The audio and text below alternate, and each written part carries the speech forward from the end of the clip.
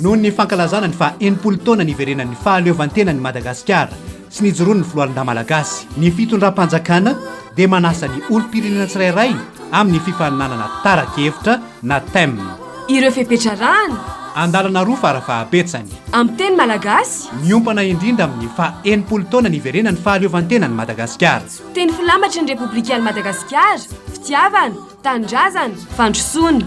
Ny ezaka sy ny tanjona imasony ny firenentsika kehitriny. Ireo fitsipika atao anaty taratasy A4, aforitra roa, tsy misy ahafantarana ny mpamorona. Anarana, adresy, laharana finday, atao anaty valopy kely midy. Atsofoka ao anaty valopy A5 ireo ary alefa amin'ity adresy ity. Ministera ny fiarovam-pirenena, fifaninanana tara-kevitra, Ampahibé, boîte postale 8, Antananarivo 101. Na anterina mivantana ao amin'ny varavarana fa 700 Ampahibé, secrétariat du cabinet du MDN. Farafandraisana anatonta taratasy ny zoma 20 febroary 2024. Ny fitomboky mipositra no manamarina izany.